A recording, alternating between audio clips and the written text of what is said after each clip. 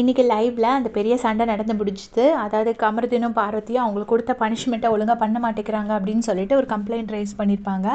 அமித், விக்ரம் எல்லாருமே சேர்ந்து சொல்லியிருப்பாங்க. சொன்னதுக்கப்புறம் அது ஒரு பெரிய ஆர்குமெண்ட் சண்டையில் முடிஞ்சிருக்கும். கடைசியில் ஒரு வழியாக சமாதானமாகி வருவாங்க. அதில் கானா வினோத் அண்ணா அவங்க 2 பேர்த்துக்கும் கொஞ்சம் கூடுதலாக சப்போர்ட் பண்ணியிருப்பார். ஆல்ரெடி வந்து கமருதீன் வந்து ரொம்ப பார்வதிக்கு சப்போர்ட் பண்ணி தான் அவரோட கேம்லேருந்து ரொம்ப டீவியேட் ஆகி போனார். இப்போது கானா வினோத் அண்ணாவும் இவங்களுக்கு சப்போர்ட்டுக்கு வராரு. இது அவரோட கேமும் கொஞ்சம் டீவியேட் ஆகுது. முன்னெல்லாம் ஃபுல்லாக ஃபன் கண்டென்ட், பாட்டு அதுலேயே இருப்பார். இப்போ இவங்களுக்கு பஞ்சாயத்து தீர்த்து வைக்கிறதுக்கே அவருக்கு நிறைய டைம் செலவாகிற மாதிரி இருக்குது. அப்புறமா கடைசி பார்த்திங்கன்னா இவ்வளோ சொன்னதுக்கப்புறம் கமருதீனாவது ஒரு வேலையாக பார்க்க ஆரம்பித்தாங்க. பார்வதி போய் படுத்திருந்தாங்க. அப்புறமா தான் அந்த ஆக்டிவிட்டி ஒரு டாஸ்க் வந்துச்சு. அந்த டாஸ்க் முடிஞ்சிருச்சு. இப்போது அந்த டாஸ்க்குள்ளே போகிறதுக்கு முன்னாடி கானா வினோத் அண்ணா வந்து கமருதீனுக்கு ஒரு அட்வைஸ் பண்ணுறாரு. இன்றைக்கி பிக் பாஸ் நீ லாயராக வர்றதுக்கு கோவப்பட்டல, அப்போ இன்னும் இல்லை கமருதீன் லேட் பண்ணால் நான் என்னென்ன எடுப்பேன்னு எனக்கு தெரியாதுன்னு பிக் பாஸ் ஒரு வார்த்தை சொல்லியிருப்பாரு. ஸோ ஆல்ரெடி பால், முட்டை, டீ, காஃபி எல்லாம் போயிடுச்சு. ஸோ இன்னும் நீ லேட் பண்ணிட்டு இருந்தேன்னா ஏதாவது பிரச்சனை ஆகிடக்கூடாதுன்னு சொல்லும்போது கமருதீனுக்கு கோவம் வரும். அப்போ அவர் சொல்லுவார், இல்லை உனக்காக தான்டா சொல்கிறேன் அப்படின்னு சொன்னோடனே கனியக்காவும் வந்து சப்போர்ட்டுக்கு வருவாங்க. அட்வைஸ்க்கு வருவாங்க.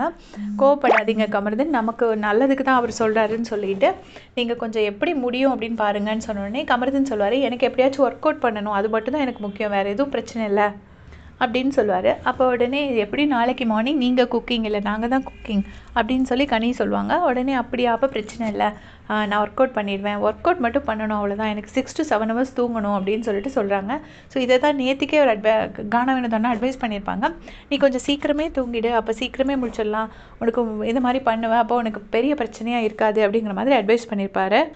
இந்த வாரம் கமருதீன் எவிக்ட் ஆக ஹை சான்சஸ் இருக்குதுன்னு நிறைய கமெண்ட் செக்ஷன் நான் பார்த்தேன். கமெண்ட்ஸில் நிறைய பார்த்தேன். எனக்கு தெரிஞ்சு கமருதீனை கண்டிப்பாக எவிக்ட் பண்ணவே மாட்டாங்க.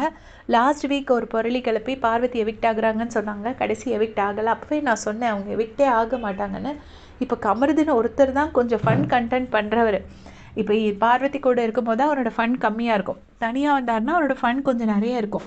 ஸோ அவரை வந்து எவிக்ட் பண்ண மாட்டாங்க. அப்படி எவிக்ட் பண்ணணும்னு ஐடியா இருந்தால் கூட எனக்கு தெரிஞ்சு ஒரு வாட்டி பிளாஸ்மா டாஸ்க் போடுறதுக்கு வாய்ப்பு அதிகம்னு நினைக்கிறேன். அந்த அன்வான்ட் டச் அந்த பிரச்சனை இருக்குல்ல, அதை வந்து பிளாஸ்மா டாஸ்கில் போடுங்கன்னு சொல்லி நிறைய பேர் நிறைய இன்ஸ்டால் அதில் நிறைய மெசேஜஸ் நான் பார்த்தேன். ஸோ ஒருவேளை இப்போ விஜய் டிவி அதை கன்சிடர் பண்ணாங்கன்னா கண்டிப்பாக அதை போடுவாங்க. அதை போடும்போது அவங்களுக்கு ஒரு இன்னும் கொஞ்சம் சண்டை வரும், அது டிஆர்பி ஏறும், அப்படி தான் பண்ணணும்னு நினைப்பாங்களே தவிர கமருதீனை எவிக்ட் பண்ண மாட்டாங்க. வியானா தான் இந்த வீக் எனக்கு தெரிஞ்சு ரொம்ப ஹை ரிஸ்கில் இருக்காங்க. And also Ramya. ஸோ ஒரு எவிக்ஷனாக இருந்தால் ரம்யா, 2 எவிக்ஷனாக இருந்தால் வியானா அண்ட் ரம்யா 2 பேர் போகிறதுக்கு வாய்ப்பு இருக்குது. இதை பற்றி உங்களுடைய கமெண்ட் சொல்லுங்கள். தேங்க்ஸ் ஃபார் வாட்சிங்.